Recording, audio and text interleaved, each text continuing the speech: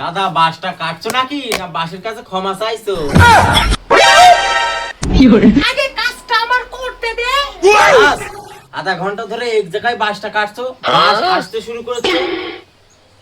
আর কি করব বাবু, তুই তো জানিস সারাদিন খাটতে খাটতে আমার রক্ত পানি হয়ে গেল। মুরগির ঘরের খাঁচা বানাবো। আগে নিজের জন্য খাঁচা বানাও, বৌদি রাগ করলে কাজে লাগবে। ওরে বাবু, আমি আর কি বলবো। ওরে বাবু, তোর কথার একটা মাত্র দাম না। তাই নাকি? সারাদিন খালি আমার সাথে কথা বলো কেন? এই বেশি না বকে, দামটা ধর। কতবার ধরেছিলাম, তুমি বলেছিলে ধার কমে গেছে। বাবু, তুই বাবু ছবি কবে বলবি? যেদিন তুমি মোবাইল হাতে নিয়ে বলবে আর রিল দেখবো না। তুই বেশি কথা করিস।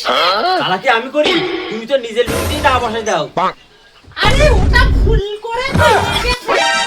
বাস বেশি দিয়েছে, লুঙ্গি শহীদ হয়ে গেছে। আরে ওই দেখ দেখ, তোর জন্য আমার গ্রামের লোক হাসছে। হ্যাঁ, ওই পাশের বাড়ির মানুষজন তোর জন্য হাসছে। দেখ না দাদা, বাসটা সবাই ভাবছে বাসটা তোমার বিরুদ্ধে মামলা করবে। আয় আয়, এই নে, তুই কেটে দেখা। টাকা কেটে। না আমি কাটবো না, বাসেরও তো পরিবার আছে। আরে আজকে তোকে আমি ছাড়বো না।